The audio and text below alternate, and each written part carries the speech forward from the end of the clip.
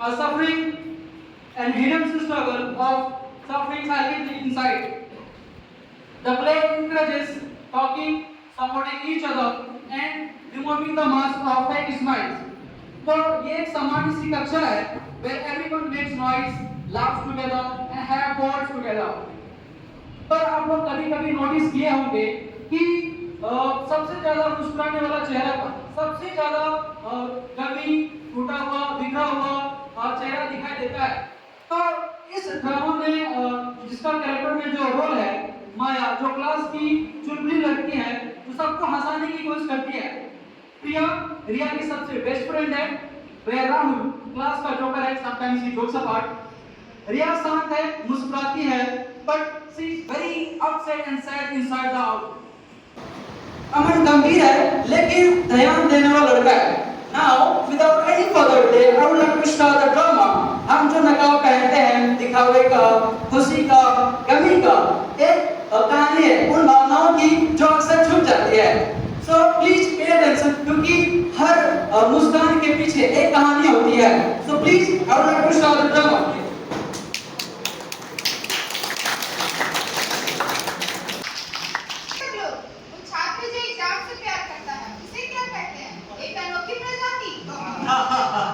मस्त था माया। हम स्टूडेंट का भी सपना होता है जैसे बिना पढ़े पास हो जाए और बिना मांगे मिल जाए। प्रिया, तुम क्यों हो? तुम ठीक हो ना? उसके बाद तो शेयर कर सकती हो। बस हकीम थी और कुछ नहीं। Now after some times Maya is thinking to talking to herself because she is looking very pretty and sitting upstairs and talking to herself right now. लोग सोचते हैं कि मैं हमेशा खुश हूँ, मैं हमेशा हंसती हूँ, पर सच्चाई ये है कि मैं हंसती हूँ ताकि लोग मेरे दुख को ना समझ सके, जिसे मैं अपनी हंसी में छिपा रही हूँ, ताकि लोग मुझे कमजोर ना समझें। क्या क्या हुआ? उदास क्यों हो? परेशानियां सुनो। बस सब कुछ उम्मीदें दबाव में रोक दी गई हैं। मैं समझ सकता हूँ घर में कहा जाता है कि अच्छा बनो, लेकिन मैं विशेष मर गया हूँ। हम बहुत कुछ छुपाते हैं, है ना? हाँ, बहुत नहीं छुपाएंगे। चलो सर आगे बात करते हैं। गुड मॉर्निंग सभी को, बैठ जाइए।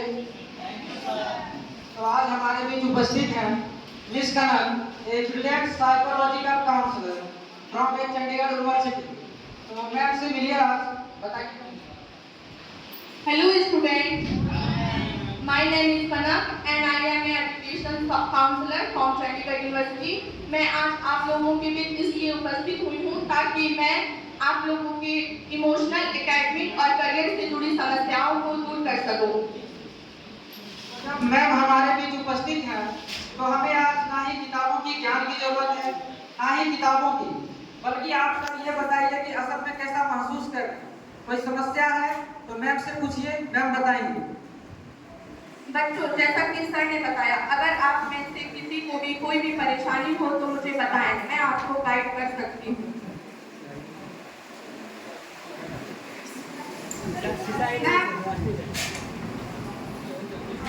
मुझे लगता है कि मैं ठीक नहीं हूँ। मैं जैसे देख रही हूँ वैसे हूँ नहीं।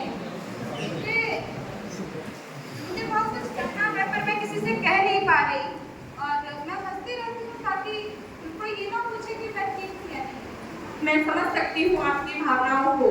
अक्सर इस उम्र में ऐसी दबाव की स्थिति बनी रहती है। आपके मन में पढ़ाई और करियर को लेकर जो भी उलझने हैं, मैं उन्हें सुलझाने के लिए, उसमें आपका मार्गदर्शन करने के लिए यहाँ आई हूँ। इसलिए आप मुझे बताएं। लेकिन आप जरूरत नहीं।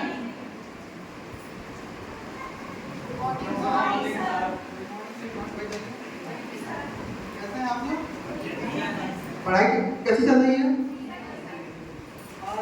हम लोग के बीच उपस्थित हैं इस कनक, जो कि साइकोलॉजिकल काउंसलर चंडीगढ़ यूनिवर्सिटी से आई हैं। आप लोग का इनसे परिचय हो गया होगा। आज मैं आप लोग को शिक्षा के बढ़ते दबाव के बारे में कुछ बताना चाहता हूँ। जैसा कि आप लोग जानते हैं कि यह ऐसी समस्या है जो कि आजकल के बच्चे की जीवन की हिस्सा बन गई है। हर तरफ बेहतर ग्रेड, अच्छे नंबर एवं परीक्षा का सफलता का दबाव है। हमें यह समझना होगा, शिक्षा का उद्देश्य केवल अंक लाना नहीं है। शिक्षा का उद्देश्य ज्ञान प्राप्त करना, कौशल विकसित करना और बेहतर इंसान बनना है। इसके लिए सबसे पहले हमें शिक्षक अपने माता पिताओं से खुलकर बात करनी चाहिए और अपनी चिंताओं समस्याओं का उनके साथ साझा करना चाहिए। दूसरी, हमें बेहतर जीवन शैली अपनानी चाहिए और तीसरी, हमें समय का सही सदुपयोग करना चाहिए।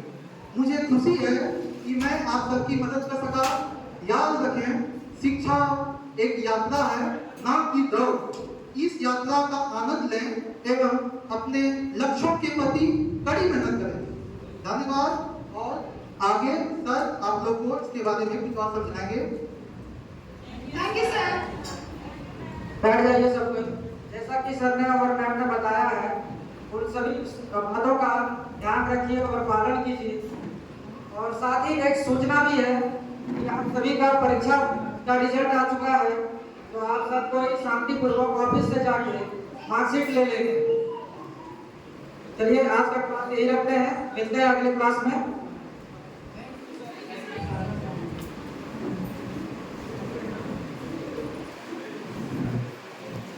नहीं है तो ऐसा महसूस करती है, हम सब ऐसा महसूस करते हैं। कभी कभी जोकर भी रोता। या अब तुम अकेले नहीं हो, अब से हम अक्सर आपका ताकत बनेंगे जब आपको कमजोरी महसूस हो।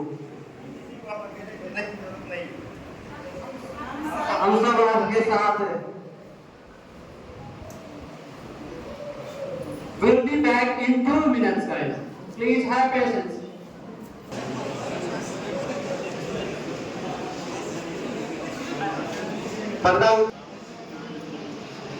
आइए देखते हैं अमन के घर का दृश्य, जहां अमन के पिताजी मार्क्स लाए ताकि खुश है। वो अपना परीक्षा परिणाम अपने पिताजी को बताने वाला है। So let's see what will happen in this drama. Believe me, it will be very interesting to watch everyone.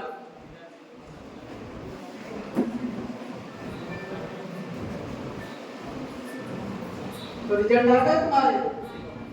कितना परसेंट लाए हो? 85% पापा। एक क्लास का सेकंड टॉपर, फर्स्ट नंबर की कौन सी रही? क्या मात्र 85%? और तो क्लास के टॉपर भी नहीं हो?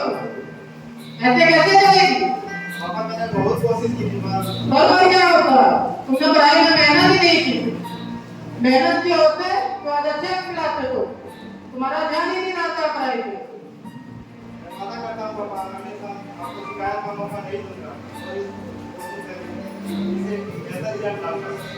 ये आजकल के लड़के इतने आराम की जिंदगी जीते हैं, फिर भी इन्हें पढ़ाई में मन नहीं लगता है। और एक हमारे जमाने में थे जो हमने लैंप की रोशनी में रहकर इनसे अच्छे प्राप्त किए हुए थे, और एक बात जाते हैं जो मात्र 85% लाए हुए हैं। मैं अपने पापा को कैसे बताऊं? जब वे घर पे नहीं होते हैं तो मुझे घर के सारे काम करने पड़ते हैं। माँ के साथ साथ छोटी बात की जरूरतों को पूरा करना पड़ता है, जिसके कारण टाइम मेरे नहीं कर पाता। पढ़ाई तो करता था पर सही तरीके से नहीं, लगता है समय का सही तरीके से उपयोग नहीं कर पाया। और वो कोई नहीं पूछता कि मैं कैसा हूँ, क्या परेशानी है, सबको मार्क्स के पीछे पड़ी है। क्या यही जिंदगी है? जैसा कि आप लोगों ने देखा कि अमन बहुत खुश लगा था, और उसको कुछ ही देर बाद उसके पिताजी ने उसे डिसअपॉइंटमेंट कर दिया। Unfortunately, parents nowadays have unreasonably high expectation of their children and put social pressure on them. ऐसा नहीं होना चाहिए। प्रत्येक बच्चा खुद में एक विशेष है। प्रत्येक बच्चा उनमें समाजी दबाव ना डाल के उनका हौसला बढ़ाना चाहिए, so that they do even better. So we laugh while we were breaking, we smile while hiding tears, but today we remove the mask because it's okay to feel weak, it's okay to ask for help, it's okay to be human. Let's care, let's listen, let's heal together. At last, I would let's have another huge round of applause for our last and two.